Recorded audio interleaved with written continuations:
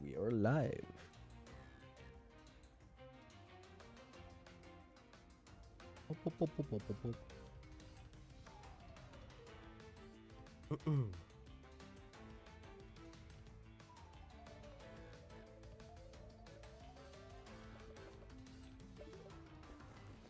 Let me customize my profile before it resets again.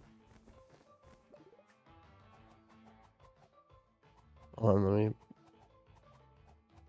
1 second. All right. Why is this being a butt?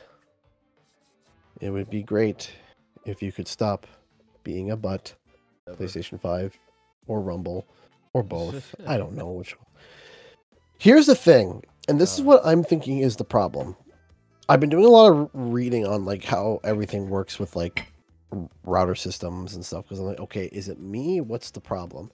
Right. And here's the thing, and this is what I'm thinking. So there is something called NAT types, right? Which is a level of security on your broadband, right? Mm-hmm. So there's type 1, type 2, type 3. Type 1 is the most open, means anyone can connect with anything whenever.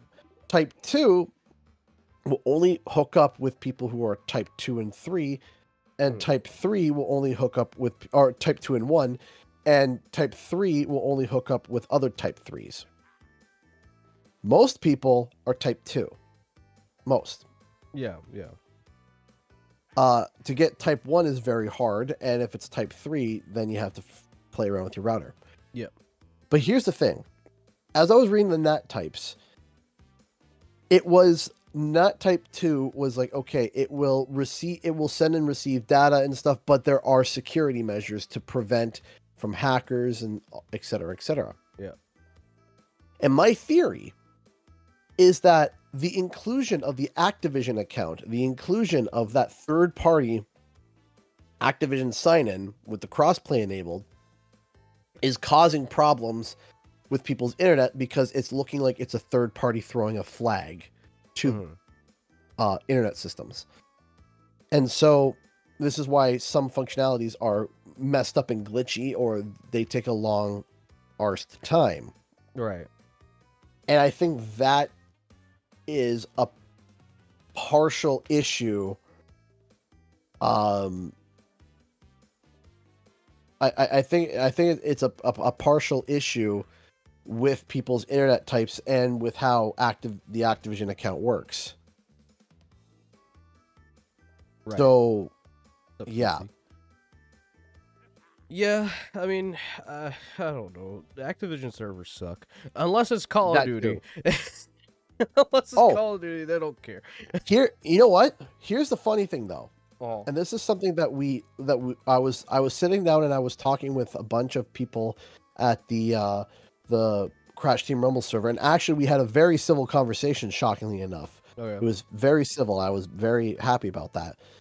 So this plot game twist. It's a plot twist, absolutely. This game is not using peer-to-peer, but it's also not using quite like servers, because here was the thing. I was talking with a bunch of people and they were saying, yeah, my ping is consistent. Unless there's something wrong on my end, my ping is consistent every match. Right. So, and I sat there and I said, what do you mean? So like one person's like, yeah, my ping's always at 100 and it doesn't move from 100. It might go to 110, 116, 190, but stays in the realm of 100 all the time. And I was like, okay. And then someone else said, yeah, I stay within the realm of 16 constantly. And I'm like, a consistent ping means a server. Because if it's peer-to-peer, it means there's a different host every time that you play, right? So, you know, one match... Oh, shoot. Drop the glass. We're good. Yeah, I know. It sounds great. One host might be like, hey, I am... One host might be 20 miles away, and your ping is great, versus another host who's 100 miles away. So every time you switch hosts, you're going to have different ping. Every time. By the way, 1 second, you can go ahead and have a match if you want to get warmed up. But I'll just play a normal match.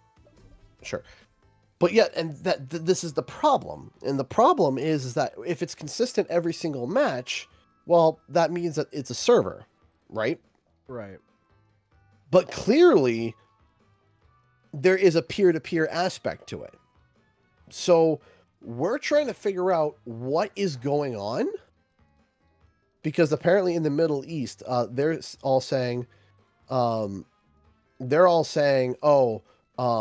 in the Middle East, their ping is all consistent, which means there isn't a server nearby.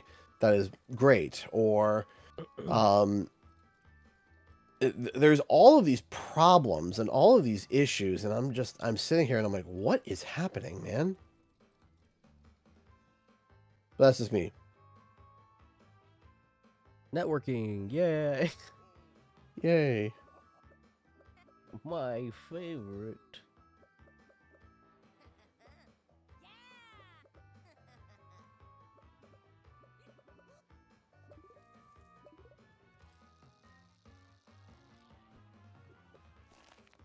Leprechaun.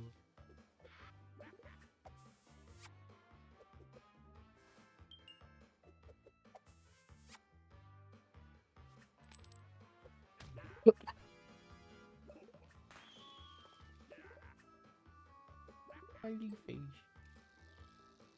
Skylander's savior. Skylander's dead. No, I'm just kidding.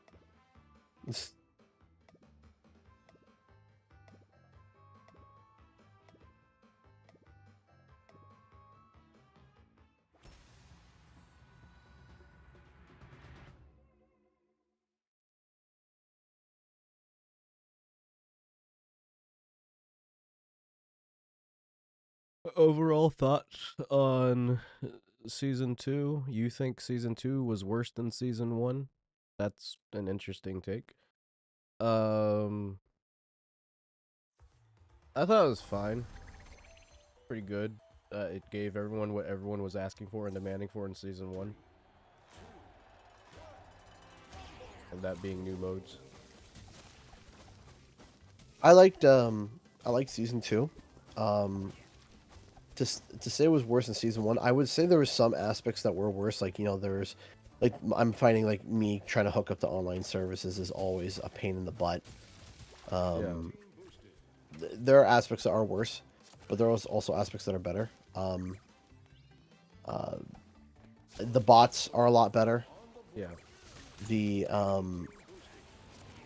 A lot of the really buggy, a lot of really buggy aspects of season 1 were fixed up.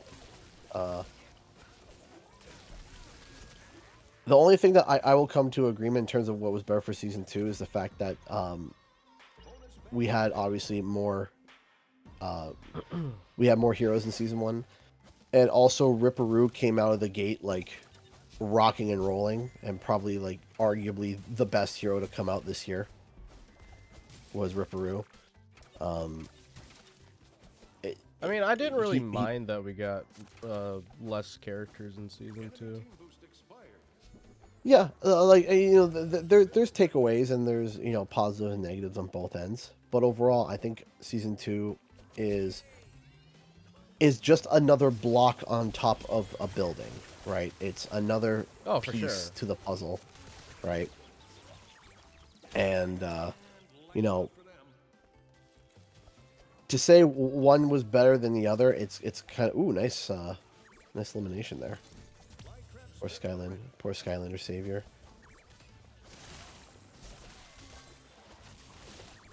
I don't know how far I'm behind, so my commentary for those who are watching is gonna be quite significantly delayed. Everybody will be like, he's like 30 seconds behind. 30 seconds. You might be 30 seconds behind. Oh, yeah, that Bandicootologist. That flytrap spitter definitely messed you up there. Can we just get rid of flytrap spitter entirely? I mean, forever. It just doesn't seem like anything that you change about it really fixes it. So I think it's in a good spot. It's a strong spot, but it's in a better spot now than it was. The reducing on how much it attacks. Yeah. I was happy to read that, but it is very strong. It's also particularly strong on this level, I think. Oh, yeah. feel like you come in contact with a lot more people.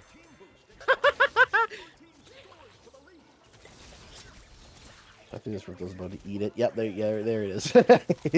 He ate it. You hunted him down. I didn't even think he was at low health for that. That's a clutch fridge. Really good placement. Coco, get at it. Right, nice zone control. Nice zone control from you and Dingo. Great job. I feel like I need to start getting my sportscaster. Start getting that warmed up.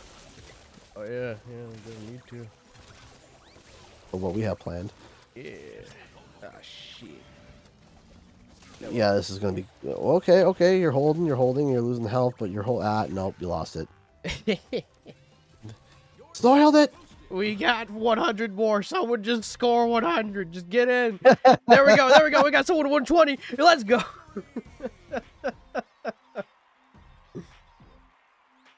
Cash it in and W. Nice.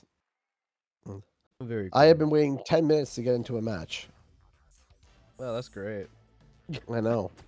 Not even get into a match, but just to log in. Like, goodness gravy. Welcome to... So here, I'm going to shut this down, and I'm going to just do a retry on my internet. I don't know what it is. Still empty. If you've been getting into empty matches with party mode, I'm actually kind of shocked. So here's the funny thing that I think is that everyone is screaming that they wanted party mode. Right.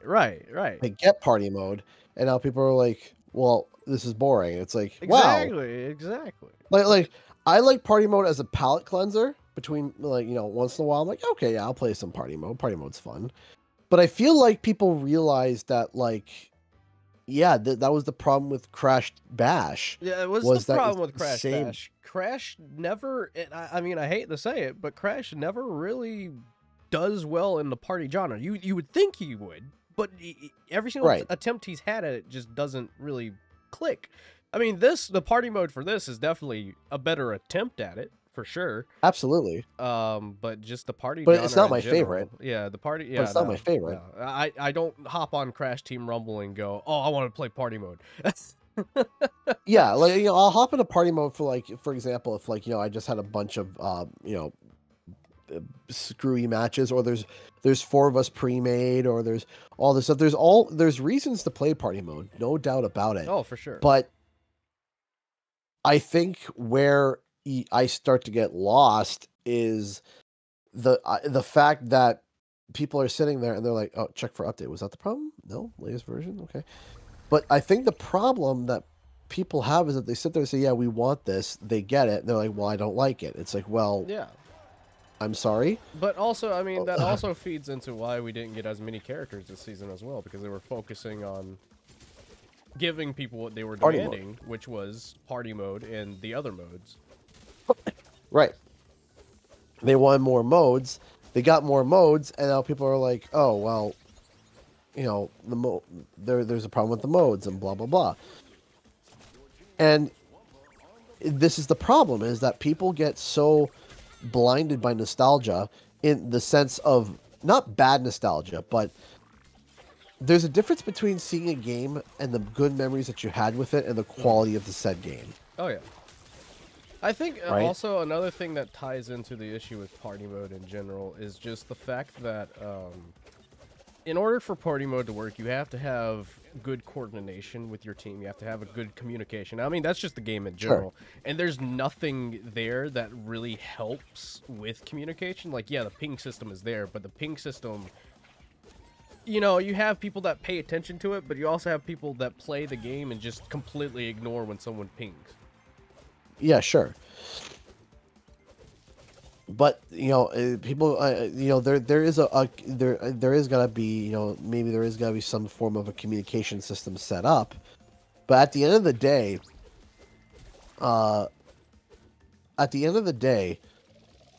I think that nostalgia is great, and I think nostalgia is fantastic. Oh, yeah. But I think nostalgia can be improved upon as well.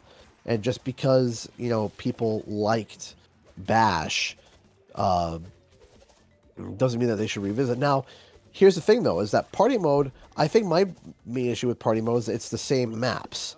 I would Yeah, love yeah, to be it's able to like they play. don't try to throw in like a different map into the mix. Yeah, like I would love to do a speed run on just Beachy. Yeah, I yeah. think that would be a lot of fun. And I think that, I think adding more maps and modes and all that stuff would each season would slowly make it even more and more and more exciting and more fun to dabble in.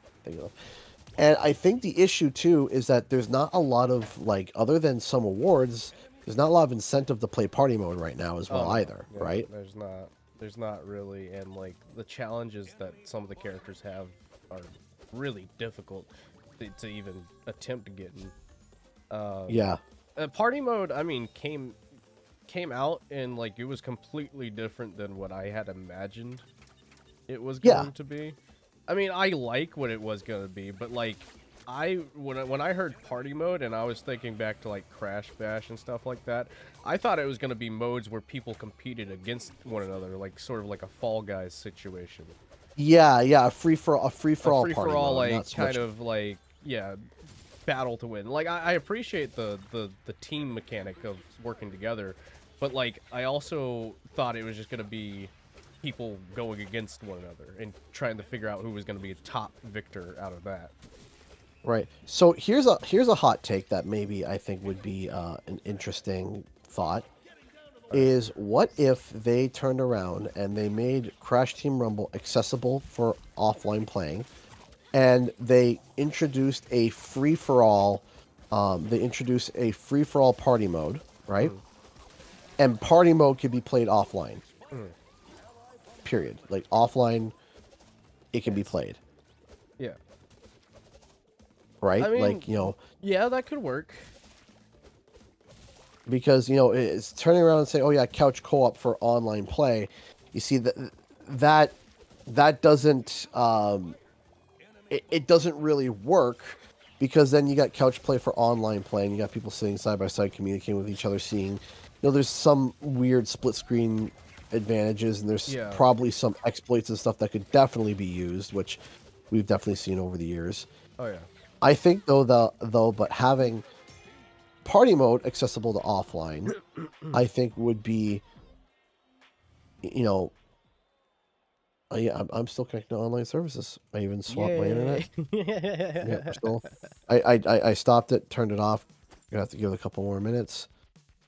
I'm sorry, off topic. I saw someone asking about Godzilla. I'm not really a big Godzilla fan. I've just never really been into the kaiju genre, so probably not.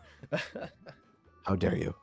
I don't know. I Speaking mean, of, it's cool for sure, but yeah. when I look at it, I'm just like, okay. So here, I'll say this. I'll say this. It's like Yesterday, wrestling. It's like wrestling. I never really got into wrestling. Like everybody loves it. Everybody loves to see people beat the living crap out of someone else. But for me, I'm just like, okay. I don't mind. I watch my wrestling. You're Um, wrestling. my wrestling.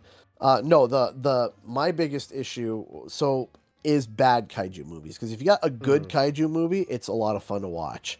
If you have a bad one, it's painful. It's painful. So I think my classic, my favorite kaiju movie when it comes to big monster fighting is the first Pacific Rim. I loved Pacific Rim. Pacific Rim was so much fun to watch. Fun story, fun everything. It was fun, fun, fun, fun. I could watch that movie, 3 times in a row and still have a great time every time. Mm.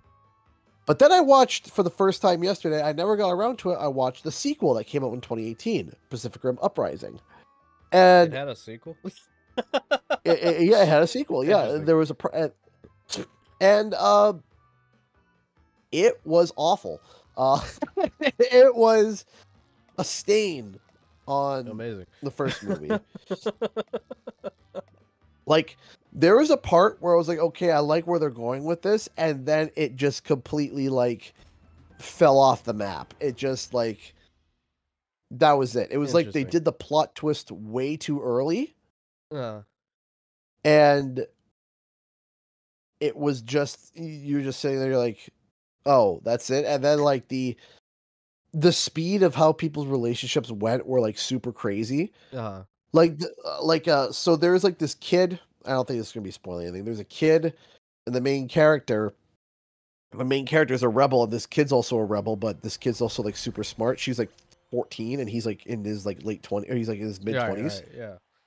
and he's like tutoring her, and they probably have about 12 minutes of screen time together in grand total. And by the end, they're the best of friends. Mhm. And I'm like, what? Yeah. It just and with Pacific Rim, there's a big like lore issue with needing to have a good connection with a partner, because the whole shtick, they have giant mechs and it needs to be hosted by two people, Right. because if the mental strain on one person standing on one mech is too much. But if they do two people on the same mech, they basically they can like brunt the load of being able to pilot this thing with their mind. Yeah. But in order for it to work, the two pilots have to come together and call being drift compatible, which is like they become one of mind. And if their personalities are too broken or too separate, and their memories are too all over the place, then they're not drift compatible. Right. Because when they're in it's called a Jaeger, they're of one mind. And they literally are like spend 12 minutes of screen time together, and they're like this ultimate mental being. And I'm like, this is the dumbest thing ever. Right, right, yeah, yeah. They barely have any screen time together. And then all of a sudden they can do all this crazy stuff together. And she's like a kid. This is like the second time she's ever been on a Jaeger, even though there's supposed to be like thousands and thousands and thousands of hours of like training. Right. And she's like trained for like 2 days. And these people have known each other for like 12 minutes, and all of a sudden they're high-fiving like they're the best of friends ever. And I'm like, this is dumb. like Oh, that my was, God. and it was dumb because the whole plot of the first movie was these brothers. They were brothers. I can't remember if they were twins or not, but they were brothers. And so, of course, they were naturally, drift compatible because their memories are very close to being one and the same, right? Right, right. Same childhoods, a lot of the same traumas, and because of that, siblings could naturally drift together. And the whole plot of the first movie is there are these hot shots, and they go up against a kaiju that was a little bit too much for them, and it kills the brother. Right.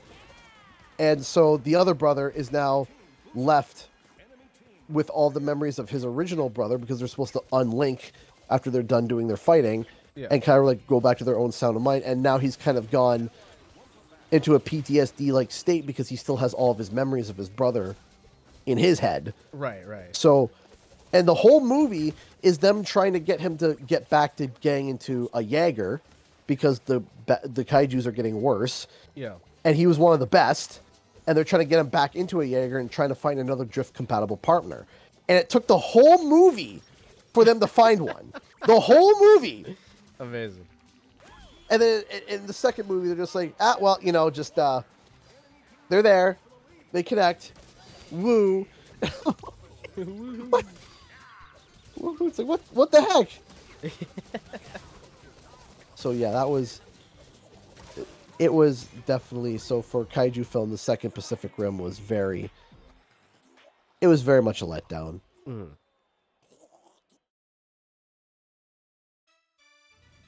Just like connecting to online services is currently a letdown. Yay! Do you think they'll add Yay. bots to party mode? Probably not.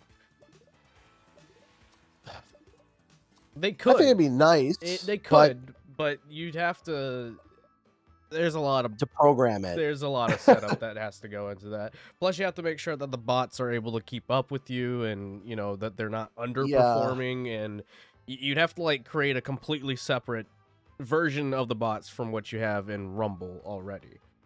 I like how they adjusted already with what they adjusted already was the fact that if you lose somebody, they increase the amount of clocks that you get, and they make it easier.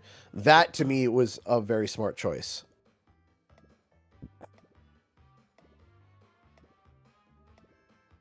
I say I don't like kaiju, but I don't mind watching Sonic go super and beating up a giant water monster.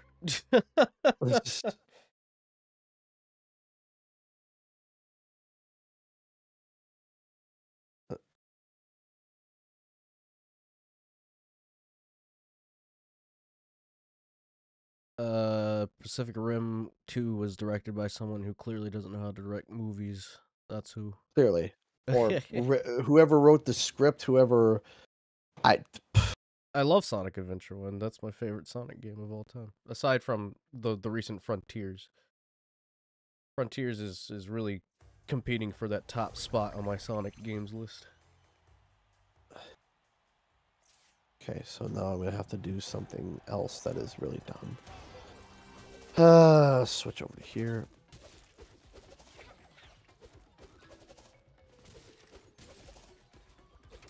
Hey, Mom and Dad, hope you don't mind me boosting off your Wi-Fi. Gonna steal some of your Wi-Fi real quick. You don't mind me, I'm just taking some of your Wi-Fi. Spare change.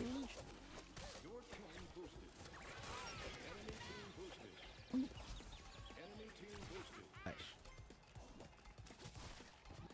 Oh, alright, so let's try this again.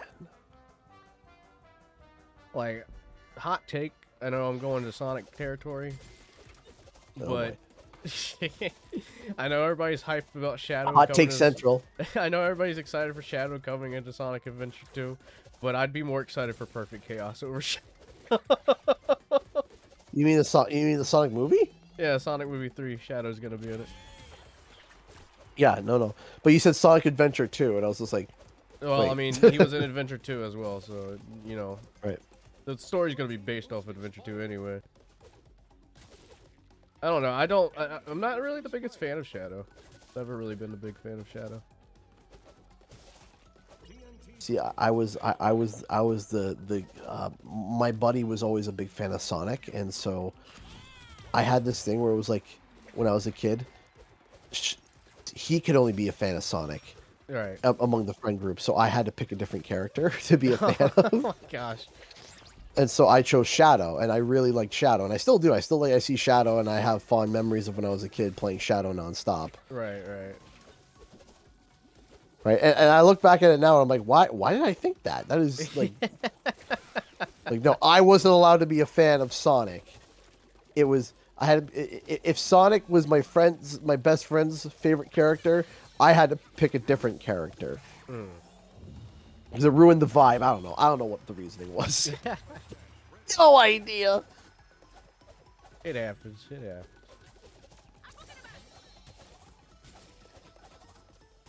I've always preferred Metal Sonic over Shadow. I just think Metal Sonic is a cooler concept. But you don't get Maria. I don't. You know, Maria was just there. She was just there for the sake of getting shot. That's it. That's all her character was for. As daft as that sounds, literally they developed the character just so she could get shot. That was literally just the character development synopsis paperwork. Maria, purpose to get shot. To get shot. That's it. Die. Die. We gotta give this hedgehog a tragic backstory. Oh, what should it be? A 12-year-old girl with space AIDS gets shot. Okay. Jeez, tell us how you really feel.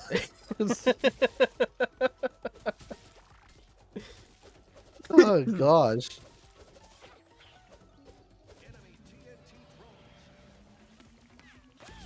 In 2005 Sonic... Listen. Back then it was, for sure, but looking back on it now, it most certainly is nowhere near a mess. Like, they knew what they were doing with that game.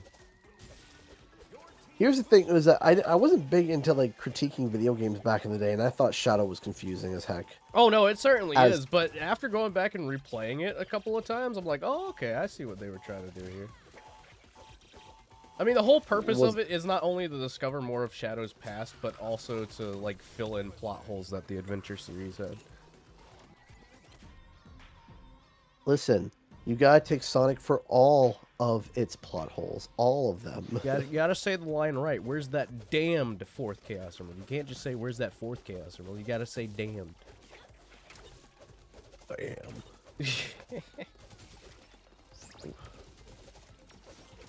Gee, I would love to be able to play some Crash Team Scramble, but apparently my PlayStation's like, nah, no, you're not allowed. I'm on a different I'm on a different network. That's so. Activision, give TFB more servers. Yeah, or my internet service provider is just like, nah, because we only have one internet service provider around here, and they're like, ha, welcome to Canada. You get one internet service provider, and good luck. Good luck. It's not a monopoly, but it is a monopoly. But it's not. But it also is. Welcome to Canada. Canada never had a problem with anybody like trying to come in and compete because they would always just get stomped. Right. And then Verizon was like, yeah, we're thinking about coming to Canada. And then Bell, Rogers, and everyone started throwing Phantom of the Opera fits of crying, flopping themselves around in front of court, saying how it'll ruin the economy. Oh my god. And I'm like, geez, man. I am judging you on the levels of your heroes. I see you are an avid Brio player. Wait, me? I only got up to level 6. Cortex is my least played. I think for Cortex, you picked up Cortex. You're like, okay, yeah, no, he's just not for me. And then with Brio, you're like, how is he this bad? There must be something I'm missing.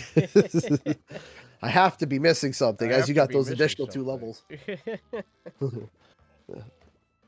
To be honest, I have a lot of those. A lot of the up for Brio came from when what was it, the entranced game mode came out and everybody just played Brio. That game was great. I That loved it. and That Brio was very busted in Capture the Flag because he just mowed down everyone in his way.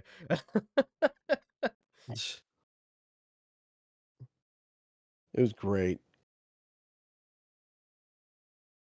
I wish Brio was better. You know, it's so weird because like, yeah, actually, the only Crash voice actor I've met was Roger Craig Smith. Now I'm thinking about it. I want to like Brio, but I don't like Brio.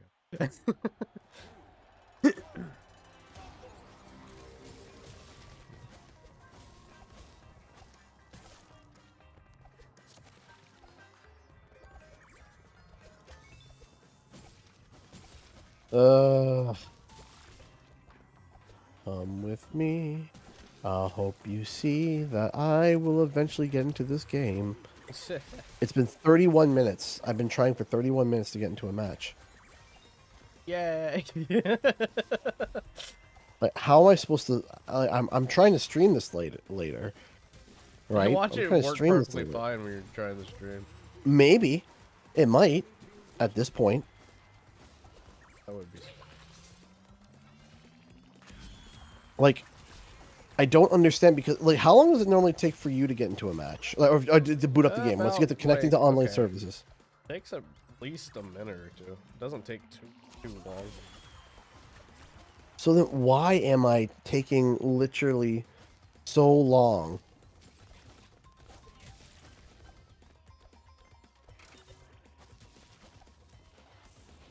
I wish I knew. As do I.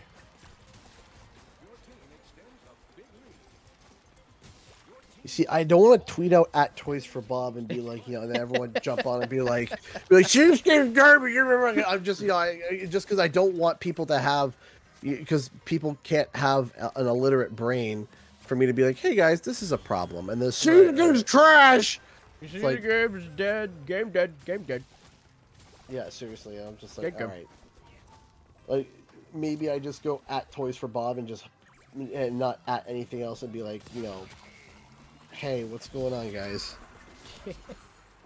And hope and pray that nothing goes bad. I mean, I'm sure Crash Twitter wants to tear me apart whenever I say that, in my opinion, Toys for Bob has been the best developer we've had for Crash, but, you know. Yeah, it's like, how dare you? How dare you? I'm sorry that I see the potential here and you don't. I'm sorry that I like having fun. I'm sorry that I like their ideas more. Seriously. It was someone that I saw, I'm not going to name names, but they said this is why I can't trust Toys for Bob, and I just sat there and like, You realize this is the team that made, Crash 4, which was Crash amazing. 4, Spyro Spyro Reignited, which was Reignited. amazing.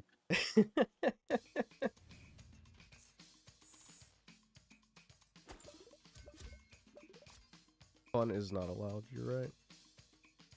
Unless it's Crash Team Racing Nitro Field, and then, you can sit in a lobby and wait 15 minutes before it starts, because, Nitro Field couldn't do anything wrong. But here's the thing, is that during the era of Nitro Field, people were complaining about it so much. I know. But I've seen the argument go around that Nitro Field had better servers than Rumble, and I'm like, I don't know about that. Did we play the same game? It's. You mean CTR Music Simulator?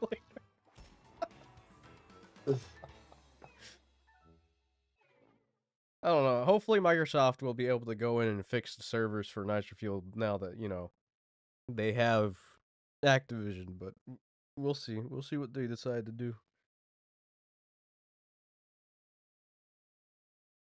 So, posting the tweet. Let's just see. Hopefully, I'm just thinking about how much fun I have with Rumble, and like how excited I'm gonna be to walk into McDonald's next week and be like, hey, I want one of each of your Crash Bandicoot toys. Thank you. You know what? Here's the really cool part about that, is that I have a friend who's a manager at McDonald's, so You're just I already get everything. spoke with her. Oh yeah, I already spoke with her. I said everything. Everything. If you're gonna if there's gonna be cardboard stand-ins, I want it. I want it all. No, 100%. At the end of the promotion, I'm gonna go to my local McDonald's and just be like, can I have just the standee that you have promoting the toys? Just give me that. Yeah. I'll be a happy man. I will say, like, if you got if you got Crash Bandicoot ketchup packs, I want them. Give me give me all the Crash Bandicoot Happy Meal boxes. Just all of them. I want them all. All of it. Everything that you're gonna be throwing out at the end of the month, give it to me right now. Give it to me. I will. Listen. My dad. I will give you $200 right now. My dad has a truck and trailer. I can back that puppy up, and I will take everything. Okay, if you got a 200-pound lead standee, I'm taking it. I'm taking it. All right. If you get a Crash Bandicoot statue, I am taking it. I will claim it. It is mine. Nobody in these parts likes Crash Bandicoot more than me, and I can prove it. Look at my channel. Look how much I obsessed about this video game for almost 2.5 years, saying that it was going to come out. This conspiracy theorist deserves some of the stand-ins and a free Happy Meal. Come on now. Like, I will have any burger that graced the presence of that cardboard Bandicoot over there. Sir, it's a week old, and this is McDonald's. That burger's good for another week. Yeah, legit. The chemicals that you put into these burgers make them preserve longer. So just give it to me, all right? Listen, I could have this thing in the Smithsonian. In the next, and a year from now, it'd look the same. All right.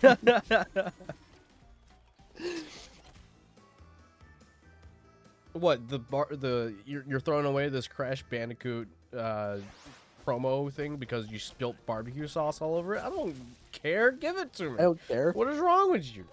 It's Crash. It's Crash Bandicoot. You see him? He's on it. All right. I don't care that the barbecue sauce is there, but he's on it.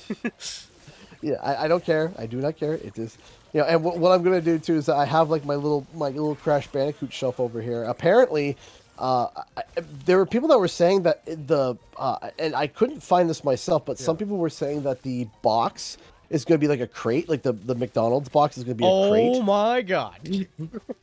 Yeah, that's now that I'm not confirming this. I'm just saying that's what I heard from some people online. I don't know how they got that information. I mean, I wouldn't. I mean, to be honest, I wouldn't be too shocked because that's kind of what they did with the G Fuel collab again. Like they made the G Fuel box. There was a G Fuel. Oh yeah, okay. I thought you were saying there was Yeah. G Fuel collab between McDonald's. No. Yeah, a McDonald's G Fuel collab. It tastes like McDonald's French fries. Where's my McDonald's French fries G Fuel?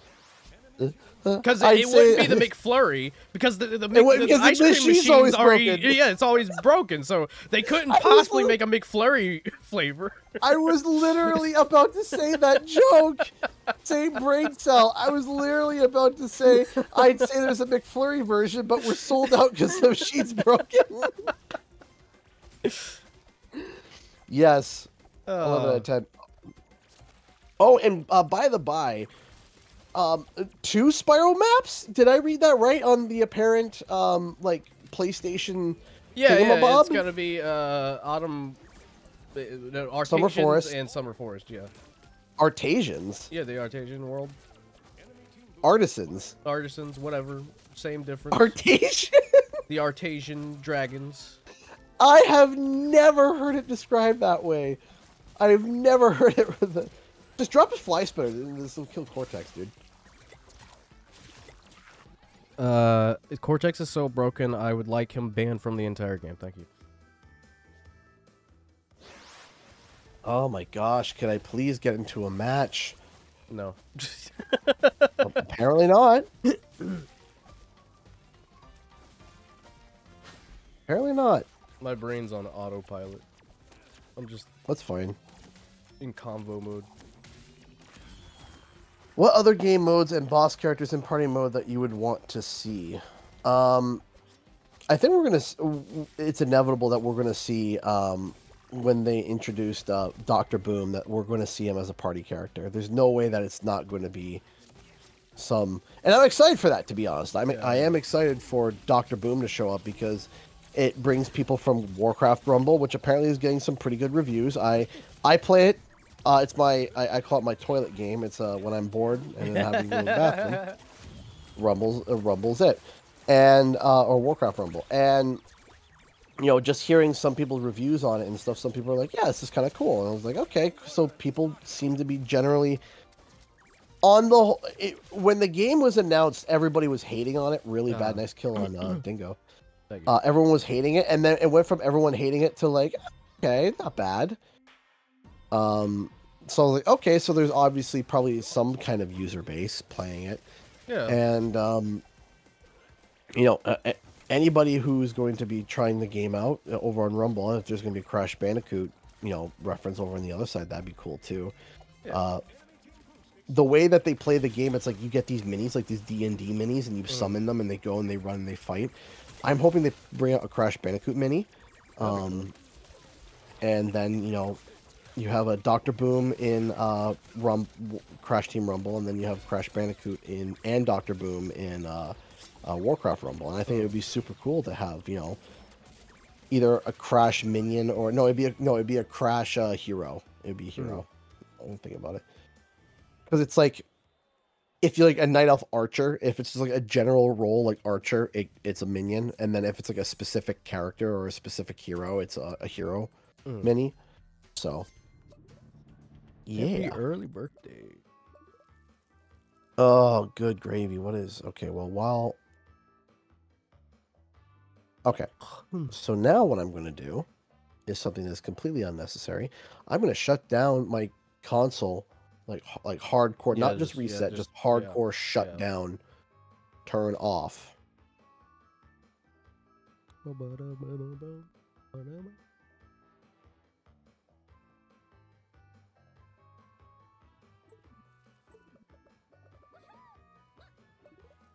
Oh, that's right. I almost forgot. I gotta post my short for the day.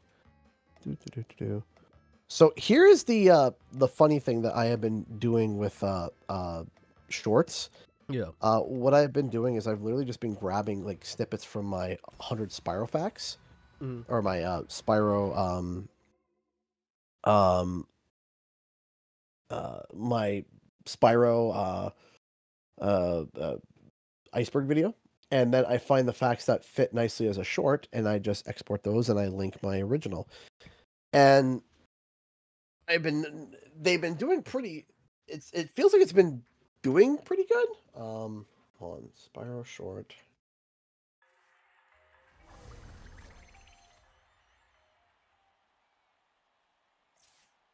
There we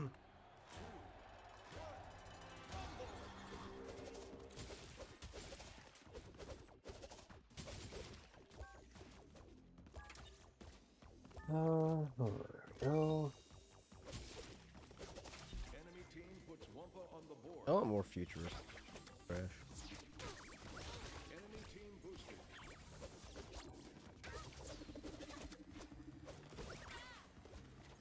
Okay.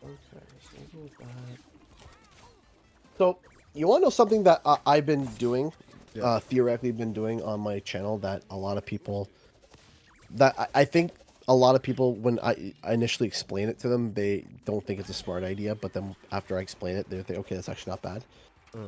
So, I thought to myself, okay, how, I feel like that I have gotten to the point now where I can, that I've reached a large majority of the diehard Crash and Spyro fan base on the internet. You know, when I look at the Reddit, when I look at the some of the other top Crash creators and whatnot within the English realm, English speaking, our channels are very similar, and so, and likewise with Spyro. Right. And so I thought to myself, I said, okay,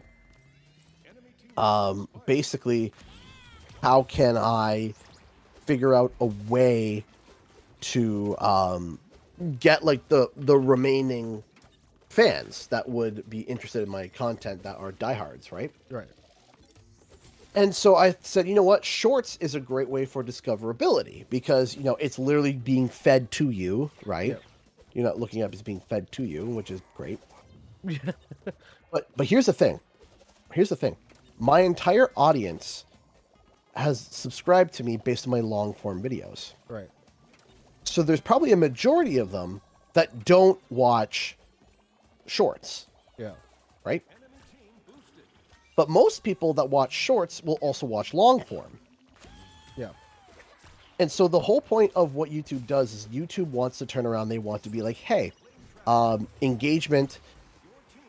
What's better for YouTube is a smaller group of people engaging with a video than the video being sent out to a larger group of people and them not engaging. Yeah. Right? So when I go to publish my video, as soon as people realize it's a short, they're not interested because it's a short. Right. Right? And not just that, it's a short of a video that they probably have already seen. So why would they want to watch it again? Right? And that's fair. 100% fair. Why would you want to watch a short of a clip of a video that you've already seen? Right. So, when I go to publish my shorts, there's a little tick that says publish to my subscribers' feeds. Yeah. I untick that. Uh. Because here's what happens. What happens is that if you are subscribed to me and I post a short, it will not alert you that I posted a short. Right. It won't.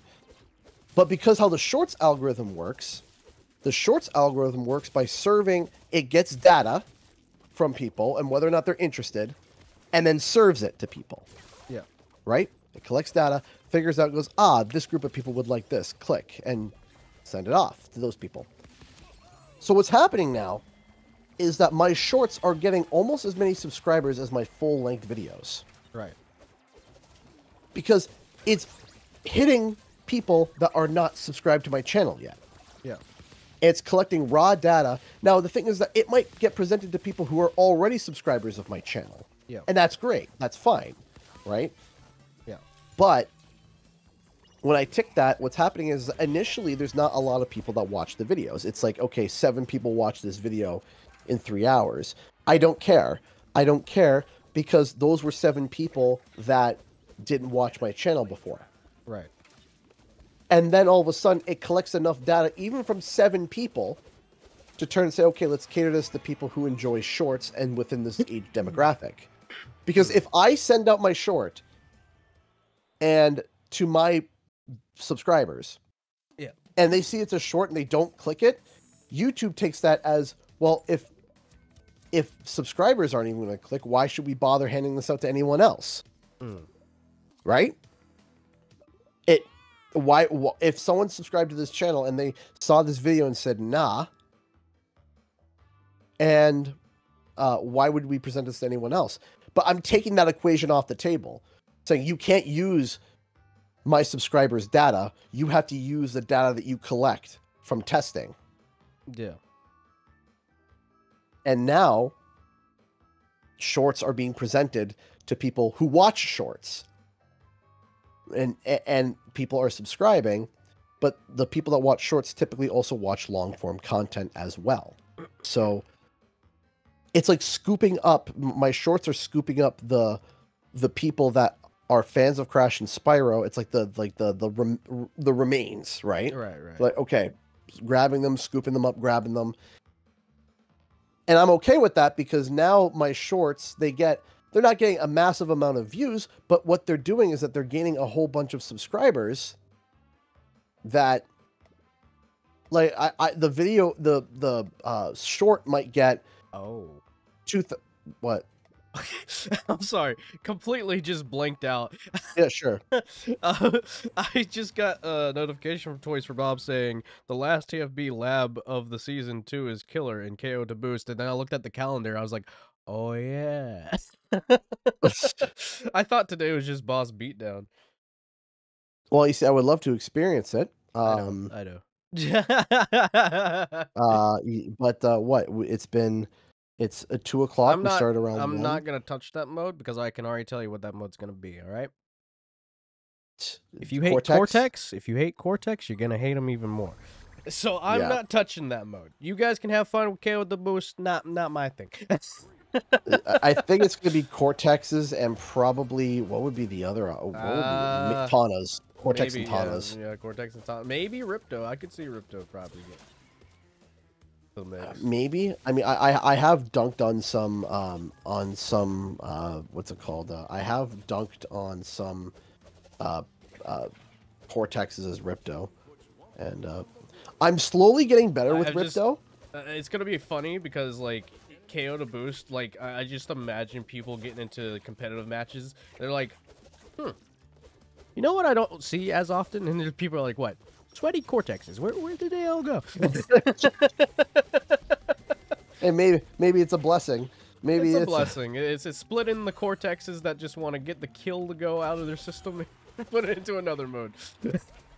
Yeah, I think it's gonna be. I think it's gonna be like rock paper scissors. It's gonna be Cortex Dingo Tana. Cortex counters Dingo. Dingo counters Tana. Tana counters Cortex. Kind of. Cortex Tana Dingo shoot.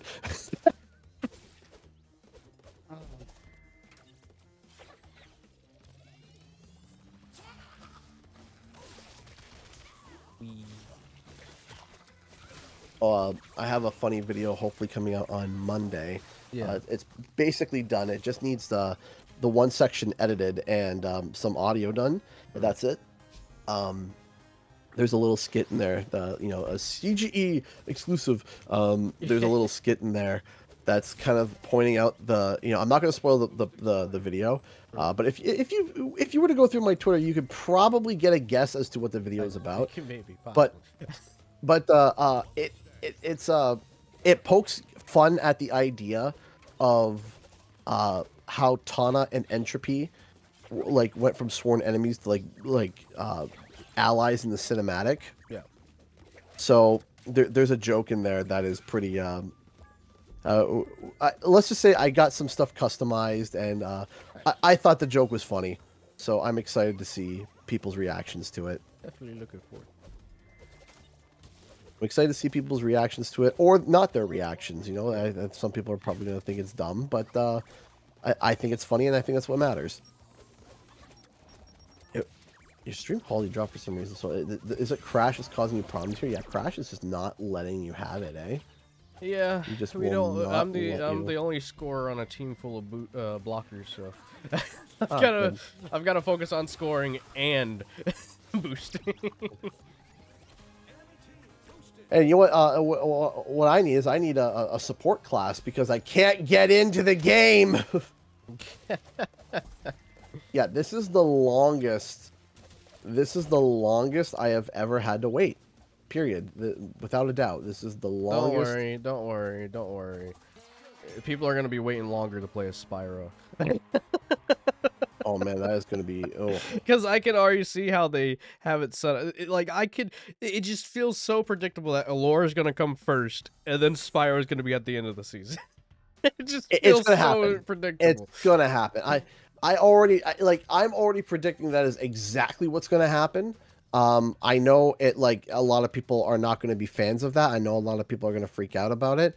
But I think that is exactly what's going to happen. Because again, they still have that banner that literally says "Where's Spyro at?" And it would only make sense. That banner would only make sense if Spyro was missing for some reason. And I think it's going to be an Allura-based banner where she's going to be like questionably looking around, like "Where's Spyro?" And maybe like in the corner you'll see like a pair of horns or something. It'll also just tie into the story. I feel like a lot of people forget that there's a story going on with the comics and whatnot. Which personally, I mean, I've mentioned this on Twitter before. There should be a section in the game on the menu where it's just like it doesn't even have to say story mode or anything. It just literally be a section where you can go and read the comics. Yeah, just like a little bonus thing. Yeah. Well, let me. Okay. Pre-order Spyro 4 I feel and like play as Spyro day 1 of the season. You see, I don't think they're going to have Spyro day 1. I don't think. Now, I might be wrong. I don't think so. But I think the reason why they're going to do that is because, and this is where the don't get people's hope. Dare you? I know, right? Here we go. Here's what I'm thinking. And this is where I was like, okay, yeah, that makes sense.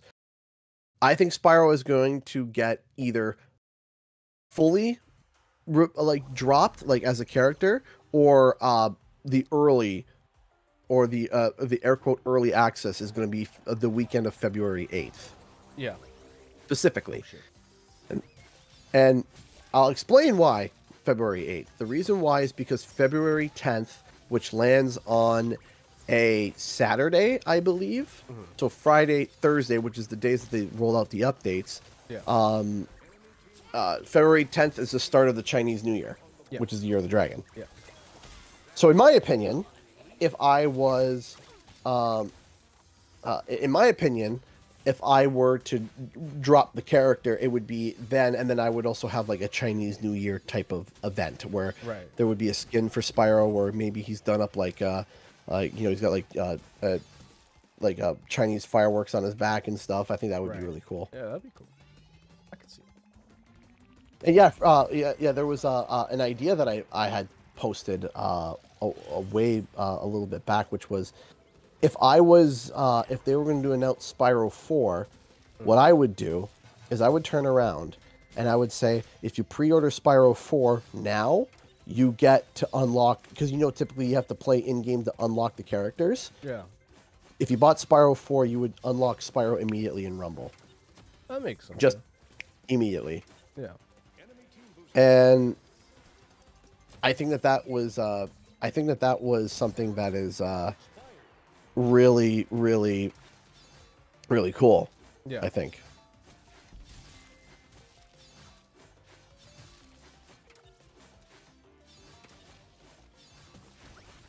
Okay, so use this game as a marketing tool to your fullest extent, please.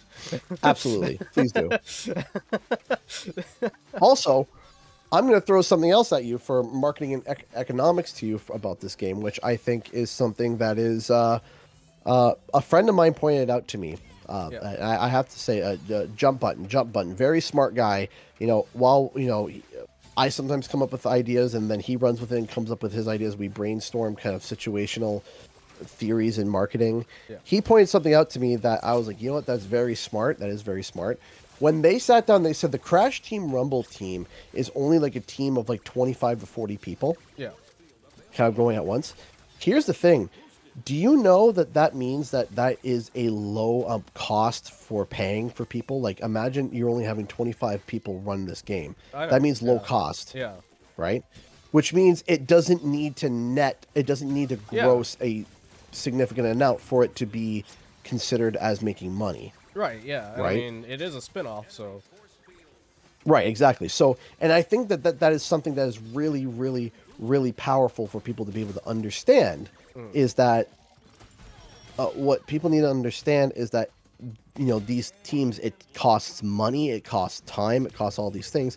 And part of the reason why some of these big, there was a whole bunch of these games that literally went out of business, like they didn't even get to yeah. early release before they dropped, was because they have a whole team of people operating the game and they're not even sure if they're going to make a dollar, Yeah, yeah. right?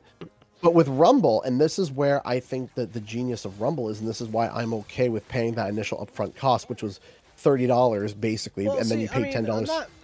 not to cut off or anything like that, Sure. but like, if you look at the way free-to-play games have been going recently, like, not again confirming whether or not this game's gonna go free-to-play because I don't know myself, but like taking like free-to-play games as of recent. There was the like this Disney Speedstorm where you paid $30 to get into the game early access. I just view this as an early access period. Sure, yeah. And the big thing too is that I am okay with putting the upfront cost and then for the developers to sit down and be like, okay, let's get this to a position where the game is going to be good. Because the problem with free-to-play games is that when the game launches, you have to make nearly every decision right. Because Right. if you make a wrong decision and people start doing really, like, start sitting there and they start hating on your game really early, you'll bankrupt the Oh yeah, entire. no, You'll 100%. bankrupt. I think Right? another The thing that I've seen a lot of people have an issue with, which kind of I don't have much of an issue with, like I Nice going, understand where Phyllis. people are coming from, is that they reused assets, Sure. and I don't know. Game development reusing assets is like a big thing. Like it's been a big thing for quite a while. And if you hate Crash Yeah. Team Rumble reusing assets, then you'll hate playing any of the Yakuza games because let me tell you, Kamurocho is the exact same in Kiwami 1 as it is in Kiwami 2. Right. And also, you know, and I want to throw on to that too, is that in a lot of what people don't realize is that in your favorite, and especially when I realized when I sat down and did the data mine, or reading through the data mine and looking at model viewer and looking at like all the stuff, you would be shocked as to what is based off of another thing and what's based Oh off of yeah. another thing. Sometimes Oh they're yeah, just for slight sure. iterations of things Because that are already there. I mean, even saying, I mean, I'm even gonna say that. I mean, whenever we get the inevitable Spyro 4 and whenever we get the inevitable mainline Crash Bandicoot game, they are most certainly going to be reusing assets from Crash 4 Absolutely. and the reusing assets from the Reignited trilogy, just because it saves budget and you don't have to worry about paying more money up front to create new assets. Right. And also, here's another thing too that we've reached. We've reached to the point in gaming where we are creating textures and models and stuff that is scalable. Yeah. Back, back in during even the PS1 days and even the PlayStation 2 days, and PS3, PS4 is when things started to get a little bit more more thought and scale to it. Is that you could literally, uh, you were at drop off the win and then you got hit and times you weren't able to Oh fully wow, cash. you're that far behind. I'm already loading into a Yeah, match you now. just won. You just won. I didn't So realize the delay yeah, was let me that see if I can. bad. Yeah, let me. Oh, there we go. Okay, I just hit live and now we're at the loading Okay, screen for alright. Insanity Caverns. But as I was saying, what you can do is that nowadays to be able to turn around and take something that has 1080p textures and bring it up to a 4K textures is not a problem. Right. It's not a problem. And a lot of games that are made today are made with scalability in mind, right? And assets are made with reusability in mind. If I were to sit down and do a full breakdown video, and I'm thinking about it, of going through everything in Spyro Reignited and all the reused assets, all the people screaming about reused assets, their toenails will curl.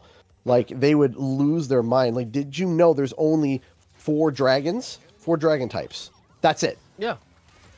4 dragon types, and every other detail that they did was skin color and the additional details. The rigs are the same. It's the same rig, same skeleton. They adjusted the nose. Each dragon has their own unique nose, skin pattern, and what's it called? Textures. Yeah. Or not textures. Textures, but props. Right. Oh yeah. So they have unique props, unique features, like, whether it's a mustache or whether it's glasses or whatnot. But it's 4 dragons. 4. That's it. And you would think, what about no CG? There's 5, because if you sit down, you got the big and bulky, the buff guys. You have your regular dragons. You have your old dragons, and then you have your skinny dragons. Actually, there's only 3. Now I think about it, there's only 3.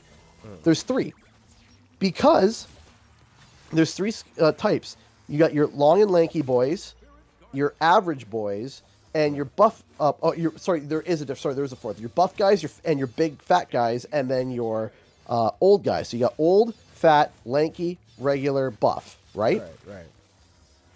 So you think, okay, so there's 5 dragon types. If I were to take one old dragon and cross the assets and textures of another old dragon, they match perfectly. Perfectly. And I did that. I literally grabbed, what's his face? From the opening of Reignited. Oh my gosh, Astor. I grabbed Astor, and I crossed it with the old bomber dragon from Peacekeepers. Who was like, "Is that you, Spyro? Ever since you wee puff of smoke?" That guy. They matched perfectly. No issues. The issues came in the face because they had a custom nose, a different nose, but that was it. Everything else was the same. But then it went even further. All the old characters is just the average characters hunched over. So I grabbed Astor again, and then I grabbed what's his face from Dark Hollow, the Spyro. Press triangle to have a good look around, and he's, "Oh, your secret's safe with me." It was a young Astor. It was so weird, but no issues, no problems whatsoever. And it's because Toys for Bob recycled, reused, retextured the same things over and over and over and over again.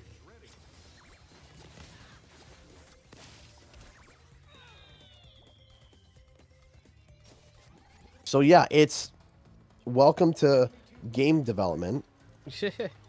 Game development has become way more easier now. Like, in there, I mean, sure. There's really nothing wrong with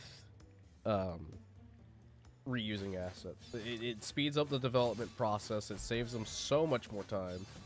And yes, they will eventually start making new assets when they have to, but sure.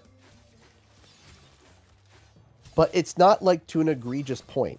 Yeah. Right? It's like, and what I like is that it's these levels don't look like they were just, oh yeah, we just grabbed a snippet from this level and then just kind of repackaged it a bit and called it a day.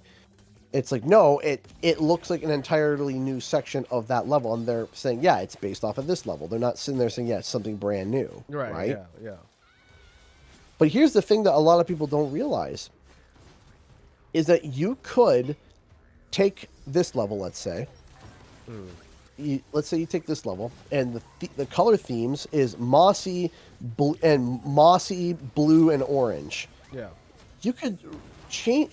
You could literally drop the fog, change it from blue to red, change the background to a volcano, and you have a volcano level. And and environmentally wise, it looks different, right? But you're reusing aspects from different levels and different lighting and stuff. So, again, the recycled aspect really bothers me in the fact of why it bothers so many people. I'll tell you the game that did it the worst, though. There is one game that did it that was really bad. Did you ever play Dragon Age 2? Nope. But I've heard of it. It was awful.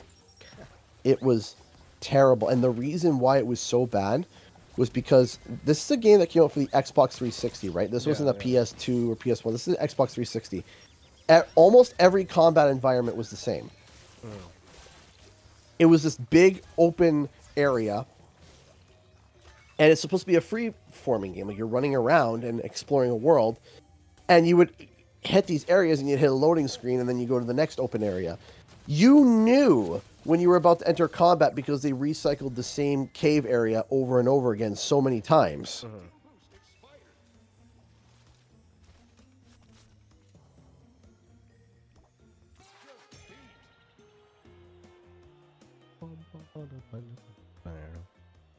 Yeah, I'm still Well, still waiting. blows. Yeah, if you want to wrap up, that's fine. Yeah, I'll probably wrap. I mean, I wasn't really looking forward to playing party mode, to be honest. I was looking forward to play party mode with my friend. That's what I was looking forward to. And I'm not touching this mode. Yeah, I'm not dealing with that. Not dealing with. Look, I just want my prediction to be right. I just want my prediction to be right. Let me see. I just want it to be right. Crash Bash 2. Well, hey, I can stand party mode. I can't stand Bash. Bash is rough, man. Bash, like, here's the thing. Bash is fun for an hour. Oh, like, I can't even have fun with the first hour. I look at the first warp room, I'm like, ugh. Like for 5 minutes, I'm like, please get me out of this hell. So here's the thing. I could play all the mini games like once or twice and still be relatively entertained. After that, it like gets to the point where I'm just like, all right, well, this is the same thing. I will never fully complete Bash, all right? That is one thing that I'll never do, and I told Abdul this. I was just because the other day when you posted that video of us and Lewis doing the crash, the crash music, which if you haven't seen it already, go watch a good video. He was like, I can't believe like you guys didn't really get the Bash stuff that much or something like that. And I was like, well, I never really beat Bash, so I wouldn't really know if that song was from a different area of Bash. I just remember it from this one segment of Bash. And Abdul was like, well, there's a first time for everything. And I was like, no, I'd rather drink an entire cup of nails than complete Bash. Right? I would rather suffocate on nails than play Crash Bash. I mean, yeah, it's rough. It's rough. Like, and I'm not gonna sit here. Like, and here's the thing: as someone who played, I played a lot of Bash when I was a kid. And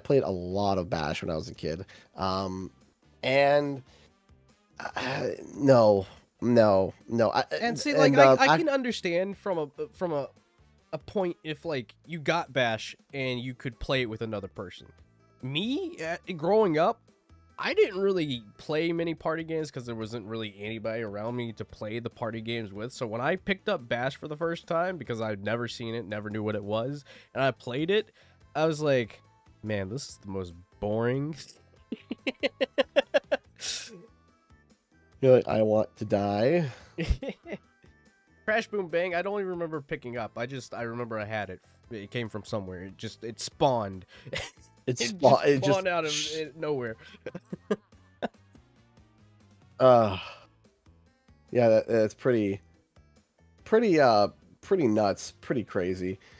Oh yeah, and people are already taking my tweet and running with it. So you see this game is trashed. I'm like, no, that's not what the point of the tweet was. The tweet was quite literally, hey, I just want everybody I just want everybody to stop putting the blame on Toys for Bob and start putting the blame on Activision. Okay, if you could just do that'd be great.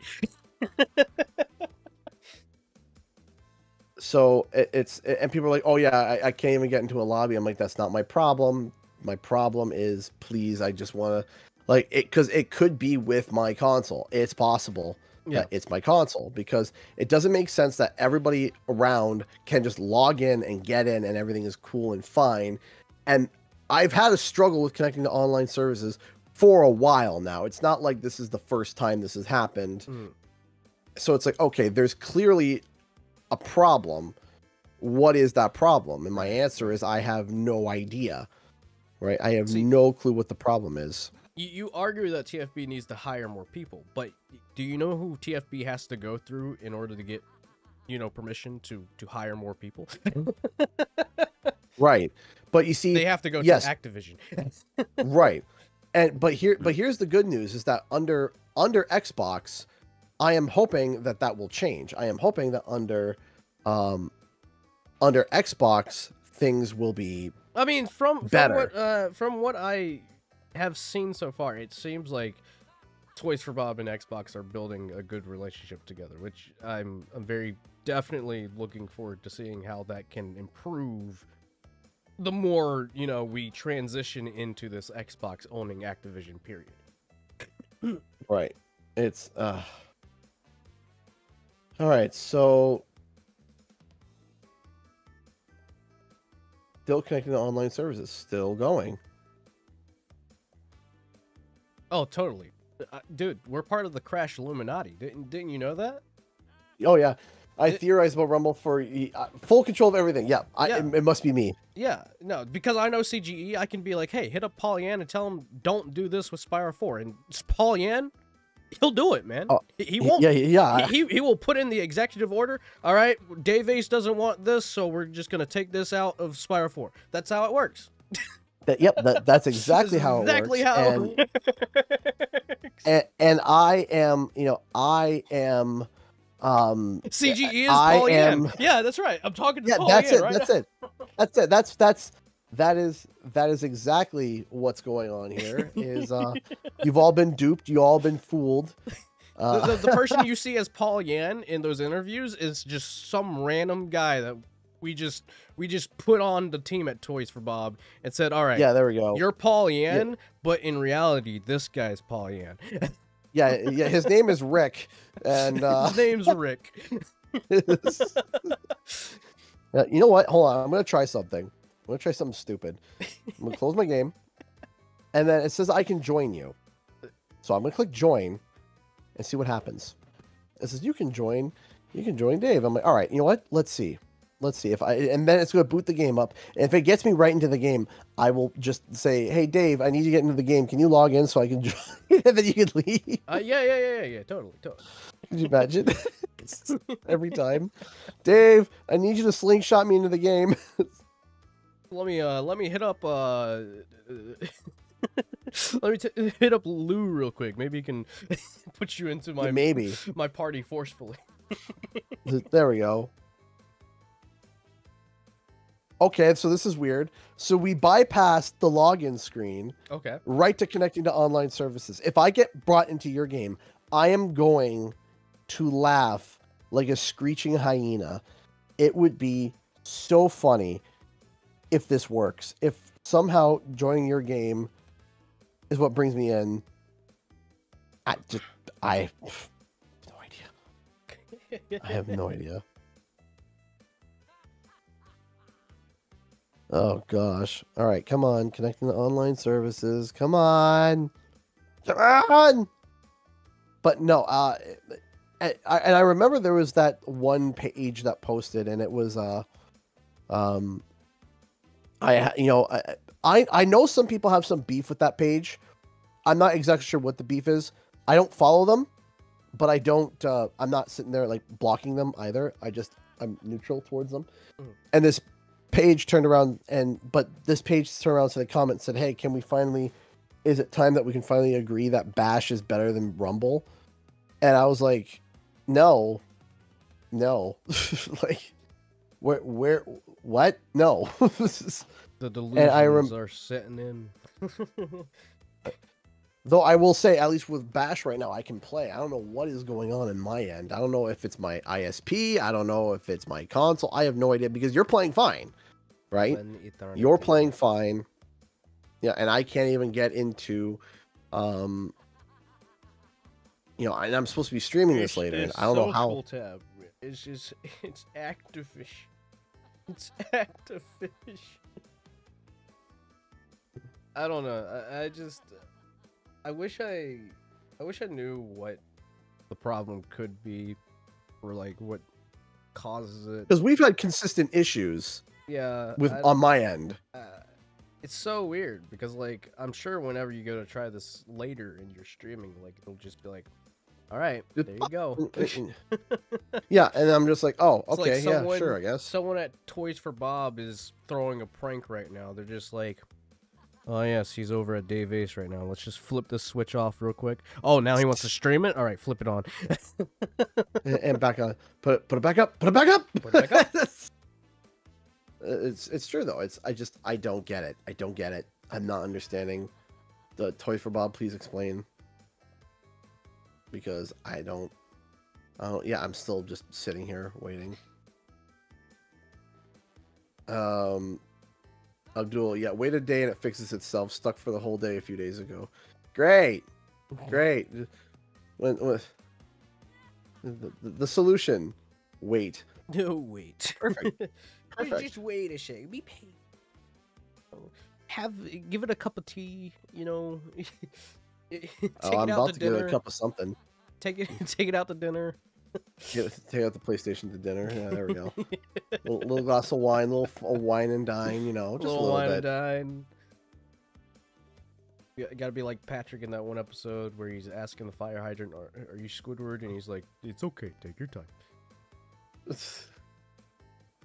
Yeah, I'm still waiting, so it's probably not going to work. Well, So it's okay.